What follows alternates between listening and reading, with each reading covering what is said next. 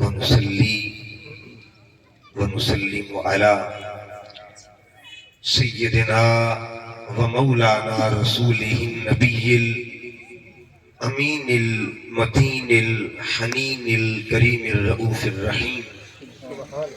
أما بعد فأعوذ بالله من الشيطان الرجيم. بسم الله الرحمن الرحيم. قال الله تبارك وتعالى في كلامه المجيد: إن الذين ينادونك من وراء الحجرات أكثرهم لا يعقلون. صدق الله مولانا العظيم. إن الله وملائكته يصلون على النبي يا أيها الذين آمنوا صلوا عليه وسلموا تسليما. اللهم صل على سيدنا ومولانا محمد وعلى آل سيدنا ومولانا محمد وبارك وسلم عليه. الصلاة والسلام عليك يا سيدي يا رسول الله وعلى آلك وأصحابك يا سيدي يا حبيب الله. نہایت واجب الاحترام معزز و محتشم علماء کرام، قاری منور حسین صاحب، قاری محبوب جیلانی صاحب، جملہ علماء کرام، عشاقان مصطفیٰ، غلامان مصطفیٰ، منتظمین محفل میلاد مصطفیٰ صلی اللہ علیہ وآلہ وسلم، اللہ رب العزت کا کروڑہا مرتبہ احسان عظیم ہے جس کے توفیق خاص کے ساتھ آج کی اس بابرکت محفل پاک میں ہم حاضر ہیں. دعا کیجئے رب کائنات ہم سب کا حاضر ہونا اپنی بارگاہ میں قبول فرمائے. محترم ڈاکٹر غلام شبیر صاحب، ان کے برادر گرامی محمد منیر صاحب، محترم سعید صاحب، اللہ تعالیٰ جملہ احباب کی اس کاوش کو اپنی بارگاہ میں قبول فرمائے اور اس کاوش کا ثواب اللہ پاک ان کے بزرگوں کو عطا فرمائے، حضور کی جملہ امت کو اللہ پاک نصیب فرمائے. میں نے آپ کے سامنے قرآن مجید فرقان حمید کی روشنی میں سورہ حجرات، یہ قرآن مجید کی 49ویں سورہ مبارکہ ہے، اور اللہ پاک نے اس سورت کا عنوان محبوب کے حجروں کو بنایا ہے. محبوب جس مقام میں آرام کرتے تھے، اللہ نے قیامت تک کے لیے اس کا ذکر قرآن کا عنوان بنا دیا ہے. حجرہ رسول کا ہے، عنوان کلام خدا کا. اس کا مطلب یہ ہے اگر حجرہ اتنا عظمت والا ہے تو حجرے والے کی شان کا عالم کیا ہوگا. قرآن مجید کا مطالعہ کرے. آج کا گفتگو جو ہے اس کا موضوع ادب ہے. قرآن مجید کا مطالعہ کریں. یہ قرآن ہے، اس قرآن کو جہاں کتاب حکمت کہتے ہیں، کتاب علم کہتے ہیں، کتاب فکر کہتے ہیں، کتاب تدبر کہتے ہیں، وہاں اس کلام کو کتاب ادب بھی کہتے ہیں. اس سے بڑھ کے ادب والی کتاب کائنات میں کوئی نہیں. آپ پوچھیں گے ادب کیا ہے؟ یہ دیکھیے کلام پاک پڑھا ہوا ہے، سٹیج پر پڑھا ہوا ہے. میں نے چاہا قرآن کو چھو سکوں، میں نے چاہا قرآن کو ہاتھ لگایا جائے، میں نے چاہا قرآن کو پکڑوں، میں نے چاہا قرآن کو اپنے ہاتھوں میں لوں، تو قرآن پاک سے آواز آتی ہے خبردار پہلے یہ بتا پاکیزگی تیرے دامن میں ہے کہ نہیں. اے مجھے چھونے والے، میرے چھونے کے بھی کچھ آداب ہے، میرے چھونے کا بھی پروٹوکول ہے. بتا مجھے ہاتھ لگانے سے پہلے تو بتا تیرا تعارف کیا ہے. تو پاک ہے کہ نہیں پاک؟ تو پاک ہے کہ نہیں پاک؟ اگر بندہ پاک ہوگا تب قرآن کو چھو سکے گا. اگر بندہ پاک ہوگا، میرے جملے پہ غور کرنا ہے، اگر بندہ پاک ہوگا تب قرآن کو چھو سکے گا. اس کا مطلب یہ ہوا جس کا چھونے والا اپنے آپ کو پاک ہونے کا دعویٰ کرتا ہے، اگر قرآن کے چھونے والے کی پاکی جو ہے وہ ثابت ہے تو جن کے لیے قرآن اترا ہے ان کی پاکیزگی کا عالم. یہ چھونے والا ہے. اسے قرآن نے کہا لا یمسہ، مجھے ٹچ نہیں کرنا ہے، مجھے مس نہیں کرنا ہے، مجھے چھونا نہیں ہے۔ پہلے یہ بتا تو پاک ہے کہ نہیں ہے؟ الا المطہرون، مجھے چھونے کے لیے طہارت ضروری ہے، پاکیزگی ضروری ہے۔ اچھا ہم نے پاک ہونے کے بعد اس کو چھو لیا، اب جب چھو لیا نا آگے کا نہیں، میرے پڑھنے کا بھی ادب ہے۔ پہلا ادب تھا چھونے کا، اب ہم نے پڑھنا چاہا، قرآن حکیم نے کہا خبردار پڑھنے کے بھی آداب ہیں۔ یہ سورہ مزمل ہے، ہم نے پوچھا قرآن بتا تیرے پڑھنے کا ادب کیا ہے؟ کہا ورتل القرآن ترتیلا، اس کا مطلب یہ ہوا جس کے چھونے کا بھی ادب ہو، جس کے پڑھنے کا بھی ادب ہو، اس کے مقام ادب کا عالم کیا ہو۔ اچھا میں نے چھوا، میں پڑھنے لگا ہوں، آپ سننے والے، ایک کے پڑھنے کا ادب، ایک کے سننے کا ادب۔ میں نے پوچھا قرآن بتا، میں تو چلو پڑھ رہا ہوں، یہ جو سننے والے ہیں ان کا بھی کوئی ادب ہے کہ نہیں؟ ایک بندہ پڑھنے والا، پورا مجمع سننے والا، قرآن مجید مجھے پارہ نمبر 9 میں لے گیا، قرآن نے کہا ان کو بتا دیا جائے وَإِذَا قُرِئَ الْقُرْآنُ، جب قرآن پڑھا جائے نا فَاسْتَمِعُوا، تو غور سے سنا کرو، وَأَنصِتُوا، خاموش ہوا کرو۔ یہ ادب کے 3 حرف ہیں اور 3 ہی پہلو ہیں، الف دال با۔ قرآن کہتا ہے مجھے چھونے کا بھی ادب ہے، مجھے پڑھنے کا بھی ادب ہے، اور مجھے سننے کا بھی ادب ہے۔ جو ہر جانب سے ادب ہی ادب کا پیغام ہو اسے کتاب ادب کہا جاتا ہے، اسے کتاب ادب کہتے ہیں۔ آئیے ہم ذرا قرآن کا تھوڑا سا تعارف جانتے ہیں۔ ایک کے 2 طرح کے تعارف ہیں، ایک ہے نزول کے اعتبار سے، ایک ہے کتاب کے اعتبار سے۔ جب قرآن پہلی بار اترا، پہلی وحی آئی، تو اس میں پہلی آیت کیا ہے؟ اقرا بسم ربک الذی خلق، یہاں بھی پیغام ادب ہے۔ ادھر قرآن کی ترتیب بنی کتابی شکل میں، پہلی آیت ہے الحمدللہ رب ادھر بھی ادب ہے۔ اب ہر زاویے سے ادب بتانا چاہتا ہوں۔ ادھر ادب کیا ہے؟ جبرائیل قرآن لے کے آیا، فرسٹ ٹائم قرآن لے کے آتا ہے، پہلی وحی ہے۔ میرے پاک نبی کی بارگاہ میں جبرائیل عرض کرتا ہے اقرا، سوڑیا پڑھیے۔ حضور نے پڑھا نہیں، کیونکہ اس کے پڑھانے کا زاویہ بھی کامل نہیں تھا، اگلے جملے کو اس نے بولا نہیں تھا۔ ادب کا زاویہ کیا تھا؟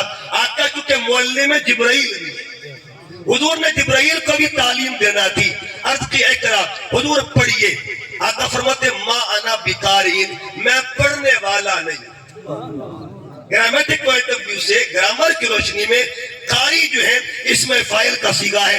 حضور فرماتے میں پڑھنے والا نہیں ہوں، میں پڑھنے والا نہیں۔ اس نے پھر کہا اقرا، آقا نے پھر وہی جواب دیا، پھر کہا اقرا، پھر وہی جواب دیا۔ ابھی جبرائیل امین نے آگے کہا، اب سنیے پڑھنے کا ادب کیا ہوتا ہے۔ کہ اقرا بسم ربک، ان کو آداب کہتے ہیں، اس ادب کہتے ہیں۔ اقرا بسم ربک، اتنا کہا۔ حضور فرماتے جبرائیل اب تیرے کہنے کی ضرورت نہیں ہے، اگلی تمام آیتیں حضور خود پڑھتے جا رہے ہیں۔ بس بتانا یہ تھا کہ جب بھی پڑھنا شروع کرو نا تو بسم ربک، بسم ربک، بسم ربک۔ قرآن کا ادب یہ ہے، پہلے رب کا نام لو پھر رب کا کلام۔ اب دیکھیے ادھر ادب تھا، ادھر بھی ادب ہے۔ یہ پہلی سورت ہے، اس کا نام ہے فاتحہ۔ اس میں ادب کیا ہے؟ یہ دعا ہے۔ کیا ہے جی؟ جب یہ آپ پڑھتے نا بلد دعا لین، تو جواب میں کیا کہتے ہیں جی؟ اس کا مطلب یہ پوری سورت دعا ہے، اور دعا کے بھی آداب ہوتے ہیں۔ آپ نے مانگنا ہونا تو مانگنے سے کے بھی کچھ آداب ہوتے ہیں، اور پھر مانگنا رب سے ہو۔ اکثر میں کہا کرتا ہوں، مثلا ایک اپلیکیشن، ایک درخواست ہے، آپ جب درخواست لکھتے ہیں تو درخواست کے 3 حصے ہوتے ہیں۔ کتنے حصے جی؟ پہلا حصہ ہوتا ہے تعریف کا، بخدمت جناب عالی، یعنی آپ نے جس سے مانگنا ہو نا کچھ، اسے جناب عالی کہنا پڑتا ہے، اس کو لکھنا پڑتا ہے، آگے اپنا تعارف پیش کرتے، بندہ آپ کے دفتر کا ملازم ہے۔ دوسری چیز، نمبر 3 آپ اپنی طلب پیش کرتے ہیں، تعریف، تعارف اور طلب، 3 چیزیں ذہن میں رکھنی ہے۔ تعریف پہلے، تعارف بعد میں، طلب تیسرے نمبر پہ. اب پڑھیے ذرا سورۃ الفاتحہ. ایک عام درخواست ہو اس میں تعریف پہلے ہوتی ہے، تعارف بعد میں ہوتا ہے، طلب تیسرے نمبر پہ ہوتی ہے. ایک بندہ اپنے مالک کی بارگاہ میں کھڑا ہے مانگنے کے لیے. ہم نے کہا بتا مانگنے کا ادب کیا ہے، بتا مانگنے والے مانگنے کا ادب کیا ہے. کہ پہلے دینے والے کی تعریف کرنی پڑتی ہے. دینے والے کی اب تعریف شروع ہوئی، الحمدللہ رب العالمین. دینے والے کی تعریف کیا ہے، الرحمن الرحیم. دینے والے کی تعریف کیا ہے، مالک یوم الدین. ادھر سے دینے والے نے کہا اے میری تعریف کرنے والے بتا تو کون ہے، تیرا تعارف کیا ہے. اب بندہ عرض کرتا ہے ایاک نعبد و ایاک نستعین. ربا سونیا تیرا ہی بندہ ہوں اور تجھ سے ہی مانگتا ہوں. تعریف بھی ہو گئی اور تعارف بھی اپنا پیش کر دیا. اب تیسرے نمبر پہ بولا بتا تو کیا چاہتا ہے، تیری طلب کیا ہے. اس نے کہا اہدنا الصراط المستقیم. اس کا مطلب یہ ہوا قرآن نے کہا کہ دعا کا اصول یہ ہے، ادب یہ ہے، اپنی بات بات میں کرنا، دینے والے کی بات پہلے کرنا. مانگنے والے ادب یہ ہے. پھر دیکھیے گا اس قرآن کا ایک اور پہلو. یہ پہلا پارہ ہے اور پہلے پارے کا پہلا واقعہ، قرآن کا پہلا واقعہ. پہلے واقعہ کا تعلق بھی ادب کے ساتھ. یہ کتاب ادب ہے نا. پہلا واقعہ کون سا ہے؟ اللہ پاک نے حضرت آدم علیہ السلام کے بارے میں کیا فرمایا، کل فرشتوں کو جمع کر لیا اور جمع کر کے فرمایا اے فرشتوں میں زمین پر اپنا خلیفہ بنانے لگا. فرشتوں نے عرض کیا اتجعلوا، اے اللہ تو اس کو بنائے گا من یفسد فیہا ویسفک الدماء، جو خون بہائے گا، جو فساد کرے گا. تو فرشتوں نے عرض کیا نحن نسبح بحمدک. ربا سونیا ہم تیری تسبیح بیان کرتے ہیں، حمد کرتے ہیں. آگے اللہ نے فرمایا انی اعلم ما لا تعلمون. اے فرشتوں جو آدم کے بارے میں جانتا ہوں وہ تم نہیں جانتے. اگلی بات کرنے لگا ہوں. اللہ نے پھر کیا فرمایا وعلم آدم الاسماء. آدم علیہ السلام کو علم دیا. علم کے بعد آگے ایک اور حکم آتا ہے. اللہ نے فرمایا وَإِذْ قُلْنَا لِلْمَلَائِكَةِ، ہم نے فرشتوں سے کہا اسجدوا لِآدَمَ، سارے کے سارے مل کے میرے آدم کو سجدہ کریں. یہ پہلا واقعہ قرآن کا اور پہلا واقعہ خبر ادب دے رہا ہے، تعظیم کی خبر دے رہا ہے، تکریم کی خبر دے رہا ہے. کل فرشتوں نے سجدہ کیا لیکن ایک بے ادب ہو گیا. وہ فرشتہ نہیں تھا، وہ جن تھا، جنوں میں تھا. کانا من الجن، وہ جنات میں تھا. قرآن کہتا ہے کہ سب نے سجدہ کیا لیکن ایک اکڑ گیا. فسجدوا الا ابلیس. یہ پہلا بے ادب تھا، پہلا بے ادب تھا. اب پہلے بے ادب نے کیا کیا؟ ابا، انکار کیا، واستکبر اور متکبر ہو گیا. اللہ فرماتا ہے وکانا من الکافرین. جو پہلا بے ادب تھا ہم نے اسے کافر بنا دیا. یہ قرآن ہے، قرآن کا پہلا واقعہ. اچھا پھر دیکھیے ایک اور پہلو. ابھی میں تعارف کروا رہا ہوں. قرآن مجید میں اللہ پاک نے ایمان والوں سے خطاب کیا، ایمان والوں سے خطاب کیا. اور خطاب کا انداز کیا ہے؟ اللہ پاک نے 89 جگہ پہ 89 مقام پہ فرمایا یا ایھا الذین آمنوا، اے ایمان والو، اے ایمان والو، اے ایمان والو. اب اس کلام میں 89 جگہ پہ 99 تھا کہ اللہ لکھے ہے یا ایھا الذین آمنوا. 89 مقام پہ لکھا ہے اے ایمان والو. لیکن ہم نے قرآن سے پوچھا، قرآن اللہ نے ایڈریس کیا 89 مقام پہ، اس کا پہلا ایڈریس کیا ہے؟ اس کا خطاب اول کیا ہے؟ پہلے خطاب کا عنوان کیا ہے؟ یہ میرے سامنے پہلا پارہ ہے. پہلے پارے کو پڑھ کے دیکھیں. پہلی مرتبہ اللہ خطاب کرنے لگا ہے ایمان والوں سے. اور خطاب کا موضوع کیا ہے؟ آیت نمبر 104 پڑھیے گا. اللہ فرماتا ہے یا ایھا الذین آمنوا، اے ایمان والو، لا تقولوا رائنا، لا تقولوا رائنا. جب میرے محبوب کی ادب کی بات آئے نا تو دھیان سے بات کرنا. یہ عام بارگاہ نہیں ہے، اسے بارگاہ محمد ہی کہا جاتا ہے. یہ کتاب ادب قرآن. ہر زاویے میں ادب آ رہا ہے، ہر زاویے میں ادب آ رہا ہے. اس کے بعد پھر دیکھیے گا اللہ رب العزت نے جب ادب کا ذکر کیا تو پھر صرف ادب کا ذکر کس اعتبار سے کیا؟ صرف ذات کا ادب نہیں کیا، بلکہ ذات کے ساتھ ساتھ اس ذات کا تعلق جس زمانے سے ہو جائے یا جس مکان سے ہو جائے۔ اللہ نے مکان کا بھی ادب بتا دیا، سبحان اللہ، اس دھرتی کا ادب بتا دیا۔ اب دیکھیے قرآن پاک، اللہ پاک دھرتی کا ادب تین انداز میں قرآن مجید میں تین آیتیں موجود ہیں۔ نمبر ایک، وہ مکان جس کی نسبت اللہ سے ہو جائے، حالانکہ اللہ کی ذات لا مکان کے ساتھ تعلق رکھتی ہے، لیکن اس نے مقام کی عظمت بڑھانے کے لیے اس کی نسبت اپنے ساتھ فرما دی۔ ہم ایک گھر کو بیت اللہ کہتے ہیں۔ کیا کہتے ہیں جی؟ بیت اللہ کا معنی اللہ کا گھر، اللہ کا گھر۔ اچھا، اللہ کا گھر جو ہے نا جس شہر میں ہے اس شہر کو مکہ کہتے ہیں، اور مکہ کو ہم حرم شریف، مکہ کے اندر وہ جس مقام پہ وہ گھر ہے اسے حرم کہتے ہیں۔ یعنی اس جگہ کا بھی ادب ہے، اس دھرتی کا ادب ہے، پھر اس باؤنڈری کا ادب ہے جسے حرم کہتے ہیں۔ اس کا مطلب یہ ہوا جس شہر میں، جس مقام پہ رب کا گھر بن جائے اور رب اپنی طرف اس کی نسبت فرما لے، قیامت تک کے لیے اللہ اس مقام کو بھی ادب کا مقام بنا دیا کرتا ہے۔ اور میں خبردار اس جگہ کا بھی ادب کرنا ہے۔ پھر دیکھیے گا، یہ آپ کی مسجد بنی ہے، مسجد بنی ہے نا، یہ اللہ کی طرف منسوب ہے، کہتے ہیں نا اللہ کا گھر ہے، اللہ کا وَأَنَّ الْمَسَاجِدَ لِلَّهِ۔ جب اس میں داخل ہوتے ہیں اس کا بھی پروٹوکول ہے، جگہ کا پروٹوکول ادب ہوتا ہے۔ پہلے آپ جب اندر انٹر ہوں گے پہلے دایاں پاؤں رکھیں گے، پھر بایاں پاؤں رکھیں گے۔ ایک بہت بڑی ہستی گزری ہے، سفیان ثوری، اللہ کے بندے اور اپنے وقت کے محدث بھی تھے، صرف ولی نہیں تھے بلکہ محدث کامل تھے۔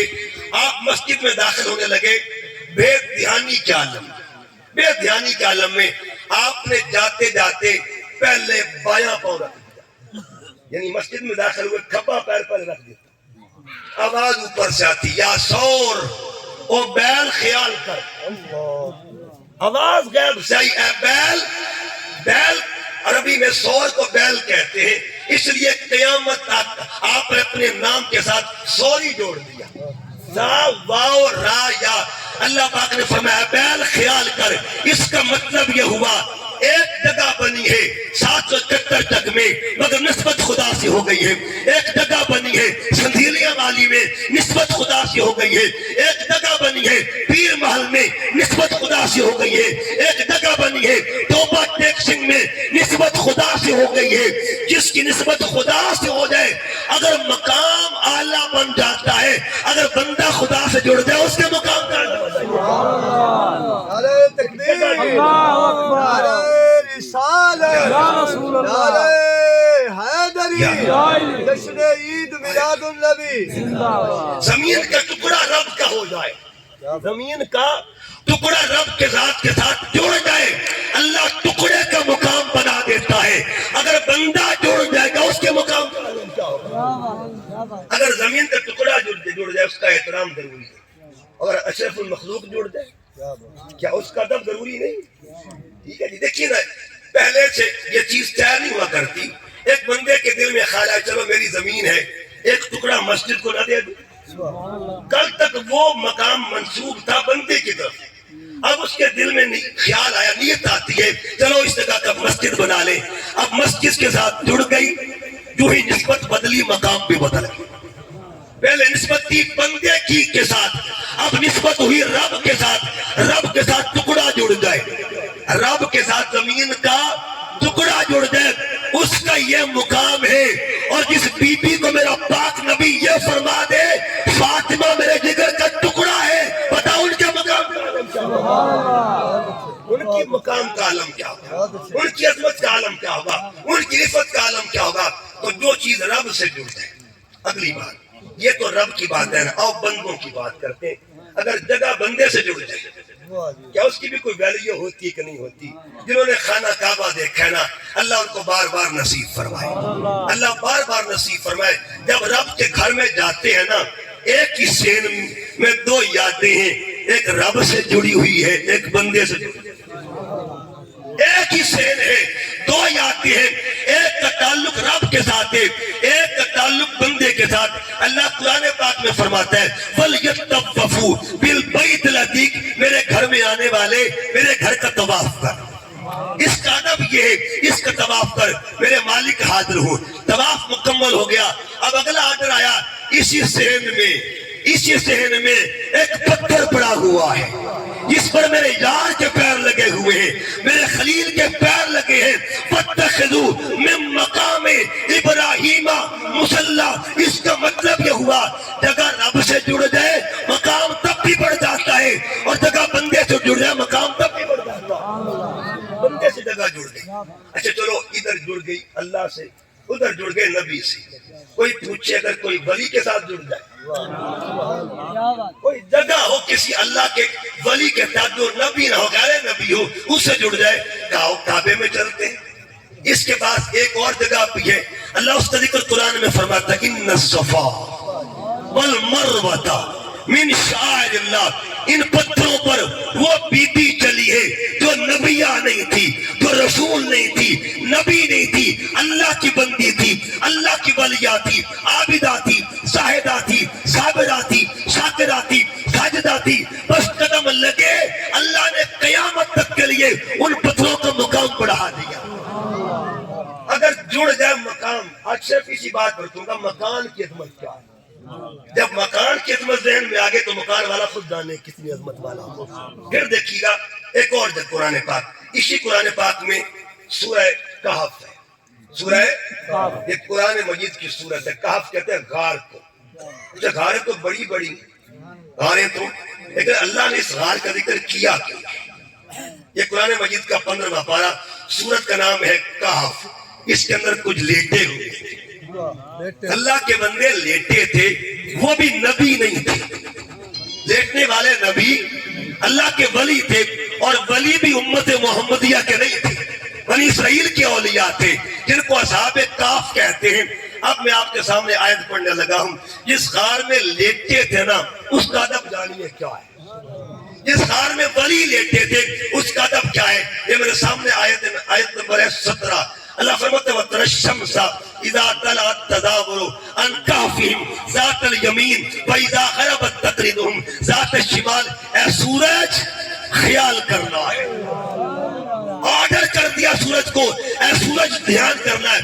اچھا سورہ یاسین پڑھیے گا، اللہ فرماتا ہے وَالشَّمْسُ تَجْرِي لِمُسْتَقَرٍّ لَهَا ذَلِكَ تَقْدِيرُ الْعَزِيزِ الْعَلِيمِ۔ سورج کا ایک شیڈول ہے، اپنے شیڈول کے مطابق چلتا ہے، طلوع بھی ہوتا ہے، غروب بھی ہوتا ہے۔ اللہ کا آرڈر ہے، نہ آگے چلتا ہے نہ پیچھے ہٹتا ہے، ایک اس کی ترتیب ہے، ایک ترتیب ہے۔ میرے مالک کبھی کبھی اس ترتیب کو بدلتا بھی ہے کہ نہیں بدلتا۔ بڑا قرآن جب میرے ولیوں کی باری آئی تھی، 6 مہینوں کے بعد 300 سال 9 سال تک اللہ تعالیٰ اس کو آرڈر کرتا رہا، اے سورج خیال کرنا ہے، جب گرمی کا موسم آئے نا، میرے ولیوں کو دھوپ نہیں لگنی چاہیے۔ جب قرآن پڑھ رہا ہوں، اچھا مرنے کے بعد فیلنگ بھی ہوتی ہے، یہ دھوپ کا لگنا قرآن کہہ رہا، قرآن پڑھ رہا ہوں، مرنے کے بعد فیلنگز بھی ہوتی ہیں، یہ تو ولیوں کی فیلنگز ہے نا، تو نبیوں کا مقام کا عالم کیا، اور ولی بھی وہ جن کا تعلق بنی اسرائیل کے ساتھ تھے۔ اس کا مطلب یہ ہوا ایک جگہ ہے، ایک غار ہے، جڑ گئی ولیوں کے ساتھ، جڑ گئے ولیوں کے ساتھ۔ اللہ نے نام بھی زندہ رکھا ہوا ہے اور ادب کا بھی ذکر کیا ہوا ہے کہ جس غار میں بنی اسرائیل کے ولی لیتے، اگر اس کی ادب کا یہ مقام ہے، اور جس ہستی جس مقام پہ امت محمد کے ولی لیتے ہوں گے، ان مقامات کا علم کیا ہوگا؟ ان مقامات کا اللہ اکبر یا رسول اللہ اب آئیے قرآن مجید کی طرف پھر چلتے ہیں۔ اللہ پاک قرآن پاک میں فرماتا ہے ان الذین ینادونک من وراء الحجرات۔ حضور علیہ السلام ایک حجرے میں تھے۔ اگلی بات سنیے، میں نے پچھلی باتیں کر دی، اب ذرا عظمت مصطفیٰ کی بات کرتے ہیں۔ میرے پاک نبی کے ساتھ اگر ایک چیز جڑ جائے نا، وہ بھی عظمت والی ہو جاتی ہے۔ میرے حضور کے ساتھ ایک چیز کے بعد ایک شہر جڑ جائے، وہ بھی عظمت والا ہو جاتا ہے۔ آپ پڑھیے قرآن پاک، پہلے کیا ہوا؟ میرے پاک نبی صلی اللہ علیہ وسلم کی ذات طیبہ حضور علیہ السلام کے ساتھ کوئی چیز جڑی، ایریا کتنا تھا؟ فرمایا ما بین بیتی و منبری روضۃ من ریاض الجنہ. اے ریاض الجنہ دیکھنے والوں کبھی دیکھو تو صحیح جہاں مصطفیٰ چلتے پھرتے تھے وستے ہاسے وستے ناسے کڑی جھوک دے آسے پاسے وستے ہاسے وستے ناسے کڑی جھوک دے آسے پاسے. خواجہ غلام فرید فرماتے ہیں وستے ہاسے وستے ناسے کڑی جھوک دے آسے پاسے سن دے آسے مٹھیاں گالی تھوڑا یار سنیندہ. وہ کون سے دھرتی ہے, وہ کون کا مقام ہے. ایک شاعر گزرا امام بخت دین گجراتی, اگر آپ اس کی ہسٹری پڑھیں تو بڑا عجیب سچا وہ شاعر اور بڑا عجیب کا اس کا ایک معاملہ تھا. لوگ اس کو نیگیٹو حوالے سے دیکھا کرتے تھے, لیکن اس نے ایک شعر لکھا اور حد کر دی اس نے. شعر کا لکھا, امام دین گجراتی کہتا ہے کہ محمد کا جہاں پر آستہ ہے, محمد کا جہاں پر آستہ ہے, زمین کا اتنا ٹکڑا آسماں ہے. کہا جس مقام پہ مصطفیٰ کا ڈیرا ہے نا وہ اس کا درجہ عرش خدا سے بھی زیادہ. زمین کا اتنا ٹکڑا آسماں ہے تو جہاں حضور چلتے تھے یہ تو اتنا ایریا ہے. لیکن قرآن مجید اور بات کرتا ہے, فرمایا محبوب یہ تو ایریا ہے نا, میں شہر کی بات نہ کر دوں. لا اقسم بهذا البلد وانت حل بهذا البلد, میں قربان جمع ہونا ٹبیا تو جتنے نبی سنائی چار دسی اونا خارا دی شان عظیم ماہی جوڑا چمیا جنا سرکار دسی جگ جانے حجاز دے ٹبیا وچ اللہ پیار دے جال بچھا بیٹھا. ایسا یار دا دیس پسند آیا اپنا گھر بھی اوتھے بنا بیٹھا.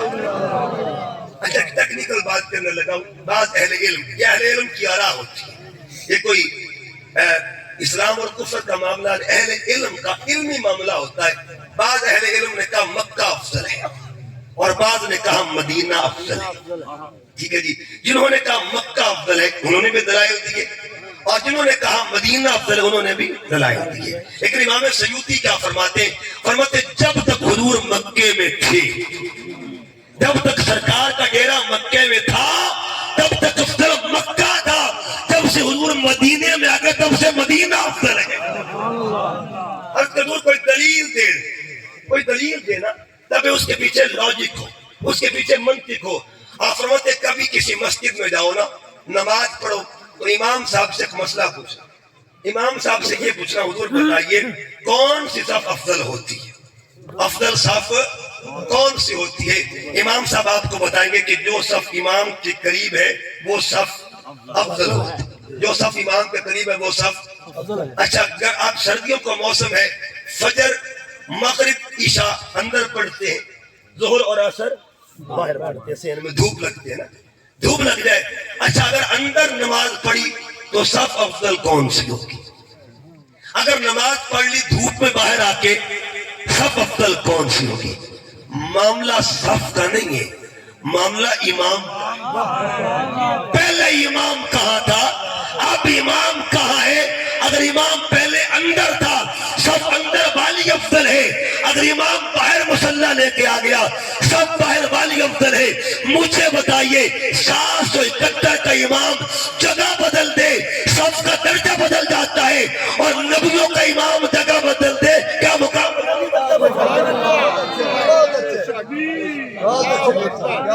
رسال دار حیدری عظمت مصطفیٰ تاجدار ختم نبوت, تاجدار ختم نبوت, تاجدار ختم نبوت.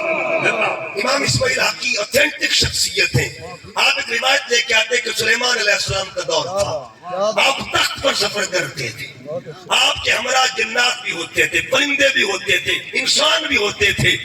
اس کا مطلب سانگ نبی دا ہوئے نا بندے نو بھی فضاواں نصیب ہو جائیں گے. سبحان اللہ, سبحان اللہ. نبی کی سنگت میں بندے پرواز کرنے لگ جاتے. اگر سنگت ہو سلیمان کی بندہ پرواز کرتا ہے, سنگت محمد مصطفیٰ کی ہو تو شہباز پرواز کیوں نہیں کرے گا. سبحان اللہ, سبحان اللہ. شہباز پرواز کیوں نہیں کرے گا. سنگت سلیمان پیغمبر کی ہو. اچھا پرواز کر رہے, اچانک ایک مقام ہے, سلیمان پیغمبر فرماتے نیچے اتر جاؤ. کل کو حکم کیا جلدی کرو نیچے اترو. تخت نیچے اترا, کل احباب نیچے اترتے ہیں. جب نیچے اترے کہا تھوڑا دیر نہ پیدل سفر کرنا ہے. اب تخت پہ سوار ہونا پیدل سفر کرنا ہے. کچھ دیر گزری کہ چلو آؤ تخت پہ چلتے ہیں. حضور خیریت تو ہے؟ علماء سلیمان نے پوچھا حضور خیریت تو ہے؟ کہ یہ وہ دھرتی ہے، یہ وہ دھرتی ہے. ایک وقت آئے گی اس دھرتی پر کملی والا آئے گا، نبیوں کا امام آئے گا، اور مجھے حکم دیا گیا اے سلیمان پیغمبر نیچے اترنا ہے، ادب کرنا ہے. یہ وہ مقام ہے جسے ہجرت گاہ محمد مصطفیٰ کہا جاتا ہے. سبحان اللہ سبحان اللہ. یہ کا ادب ہے. اچھا قبل از قیام ادب. ایک منٹ، ابھی ڈیرا لگا ظاہری طور پہ، کیا یہ بھی کوئی ادب ہوتا ہے؟ اور ٹیکنیکل بات کر لگا. ایک حدیث پاک ہے حضور علیہ السلام بیٹھے ہوتے، قبل از قیام ادب کی بات کر رہا ہوں. بیٹھے ہیں، آپ کی گود میں ایک شہزادہ بیٹھا. سبحان اللہ. اس شہزادے کو حسین کہتے ہیں. ابھی میرا امام کربلا میں گیا نہیں، ابھی گود میں بیٹھے ہیں. جب گود میں بیٹھے تھے عمر 4 مہینے تھی. جو شارحین حدیث نے کلام کیا ہے، اور جب گئے تھے کربلا میں عمر 56 سال تھی. 4 مہینے کی عمر جبرائیل حاضر ہوتا ہے، ہاتھ میں مٹی ہے، ہاتھ میں خاک ہے. عرض کیا آقا خاک لایا. فرمایا کہاں کی خاک ہے؟ حضور جی جو گودی میں بیٹھا نا شہزادہ، اس میدان میں اس نے شہید ہونا ہے، یہ اس میدان کی خاک ہے. ابھی حسین گئے نہیں ہیں. جانے سے پہلے اگر مقام کا یہ حال ہے تو بتائیے جانے کے بعد کی عظمت کا عالم کیا ہوگا. اب حدیث پاک سنیے. میرے آقا نے خاک کو لیا، خاک کو لے کے 3 کام کیے. پکڑا ہاتھ میں اور پھر کیا شمہا، حضور نے سونگنا شروع کر دیا. میں مثال دے رہا ہوں ورنہ مجھ کمینے کی اوقات نہیں ہے کہ میں آپ کو کر کے دکھاؤں. سرکار نے سونگنا شروع کیا، پھر سرکار نے فقبلہا، اسے چومنا شروع کر دیا. خاک کو چوما، خاک کو چوما. ابھی قدم لگے نہیں ہے، خاک کو چوما. بتا دیا اگر جانے سے پہلے خاک کا یہ درجہ ہے تو جانے کے بعد کے مقام کا تو مکان کا ادب کیا ہوتا ہے؟ خود سے کی کہ صاحب مکان کا مقام کا عالم کیا ہوتا. آگے بڑھنا چاہتا ہوں. میرے پاک نبی کے شعر کا ادب کیا ہے؟ آئیے چند باتیں آخری 10-12 منٹ میں بات کو کلوز کرتا ہوں. حضرت ابو بکر صدیق رضی اللہ عنہ آپ سرکار جب جمعہ پڑھاتے تھے نا مسجد نبوی میں، تو جس زینے پر سرکار بیٹھا کرتے تھے اس زینے پر کبھی ابو بکر بیٹھے نہیں تھے، کبھی بیٹھے نہیں تھے، نیچے بیٹھا کرتے تھے. لوگوں نے پوچھا حضور خیریت تو ہے، آپ کیوں نہیں بیٹھتے؟ فرمایا نہیں، یہ وہ مقام ہے جہاں میرے رسول بیٹھا کیا کرتے تھے.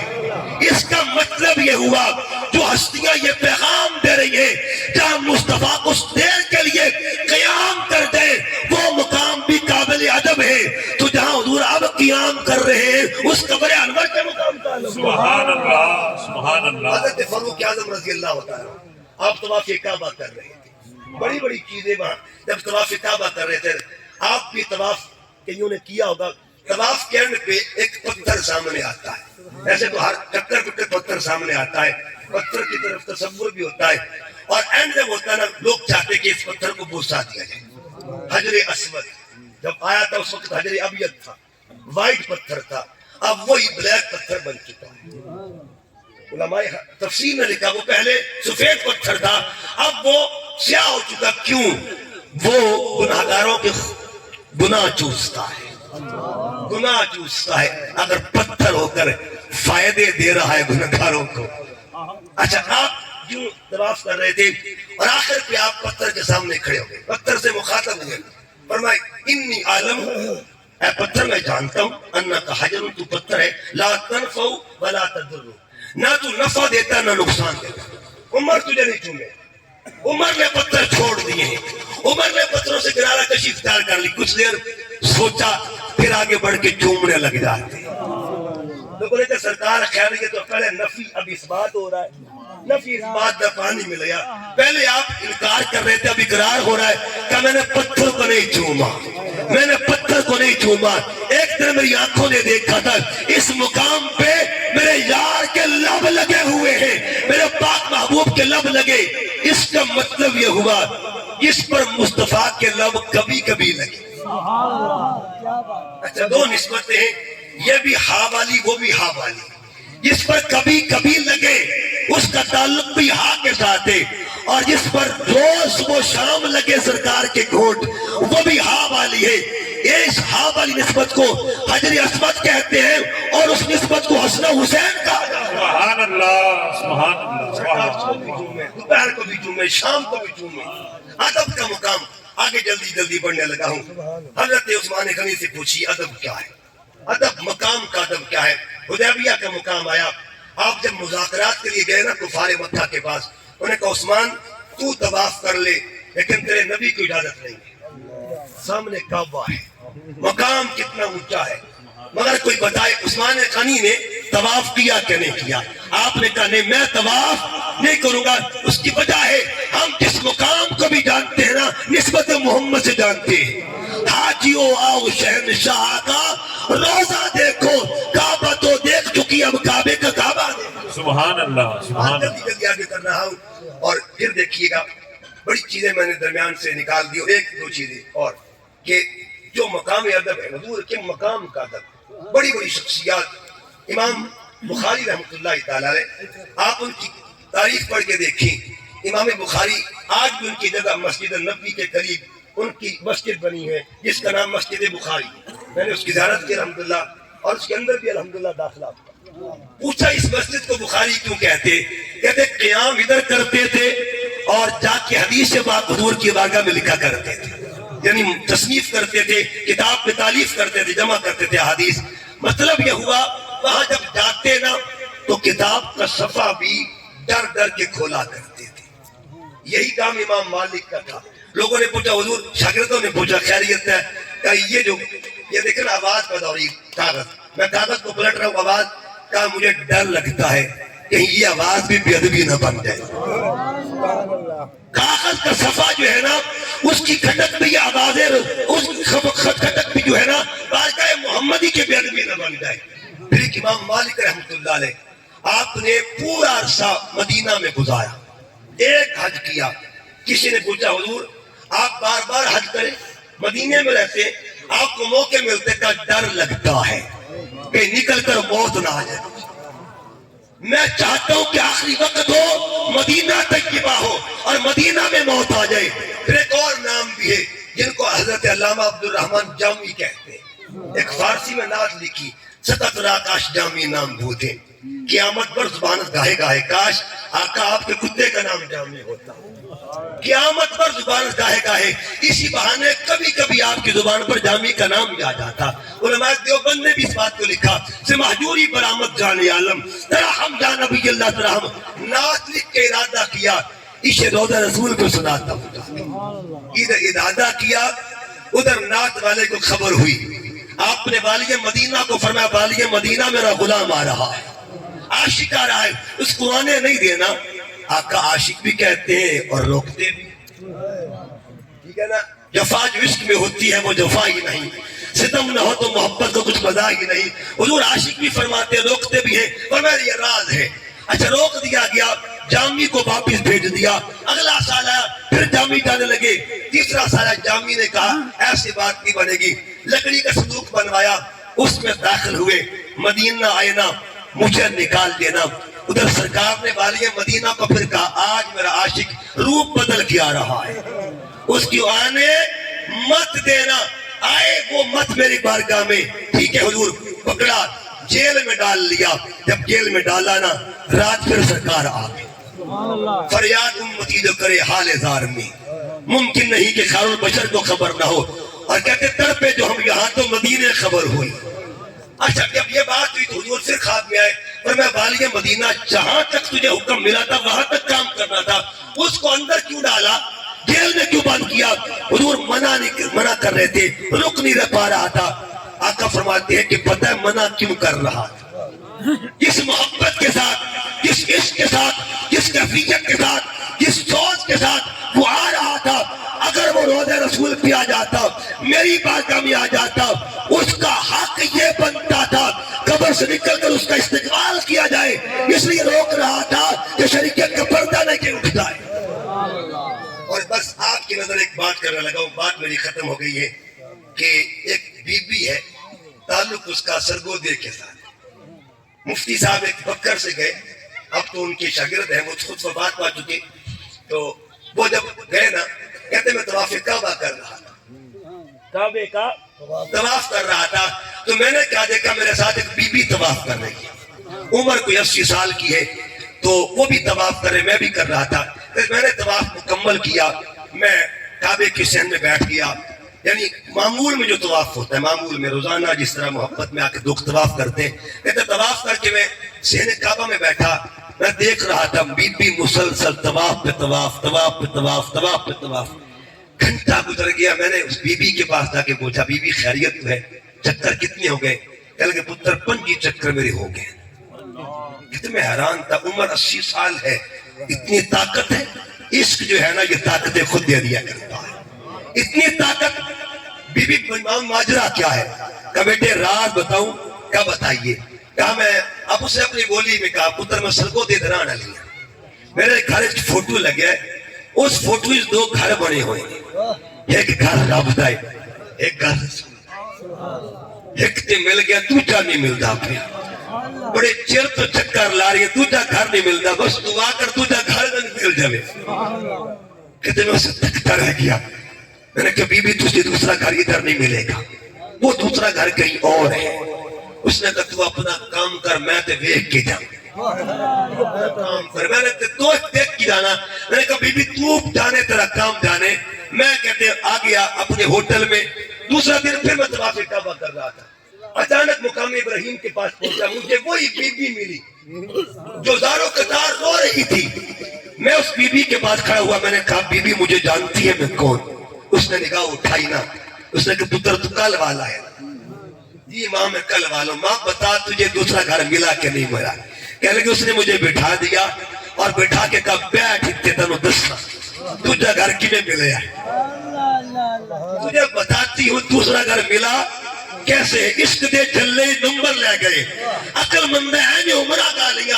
کہتے اس نے بٹھا دیا مجھے، جب میں بیٹھ گیا کہنے لگا سن، جب میں نے 40 چکر مکمل کر لیا نا میں تھک گئی، اور میں نے ہار کر کہا مولا میں تو دوسرا گھر دیکھنے آئی تھی، لیکن تیری مرضی ہے میرے مالک، تو بے نیاز ہے۔ فرمایا کہ تھک ہار کے جب چور چور میں ہو گئے نا، کمرے میں تھک کے جاتی ہوں، لیٹنے لگی نا بستر پہ، تو پھر میری آنکھوں میں آنسو آ گئے۔ میں نے کہا ربا سنا میں نے تو دوسرا گھر دیکھنا تھا، سادگی کیا اس کی، میں نے دوسرا گھر دیکھنا تھا۔ کہتے بس یہ کہتے کہتے لیٹی ہوں، آنکھ لگ گئی تو آنکھ لگ جاتی ہے، آنکھ لگ گئی، تھوڑی دیر گزری کملی والا خود آ جاتا ہے۔ میرے حضور نے ایک بات کہی، اب وہ بات سنیے گا، جس کو اللہ کے پیارے کے دیر سے محبت ہو جائے اللہ اجر کیا دیتا ہے؟ کہتے حضور کی دلوا دری ہوتی ہے۔ آقا نے فرمایا بی بی تو مکان کی طالب تھی، مکین خود تیرے پاس آ گیا۔ اللہ مکان کی طالب تھی، مکین خود تیرے پاس آ گیا ہے۔ بس بات یہ ہے اگر مکان کا ادب اتنا ہے، مکان کی اتنی محبت ہے تو مکان والے کی شان کا عالم کیا ہوگا۔ سبحان اللہ پاک ہم سب کو ادب کی خیرات نصیب فرمائے۔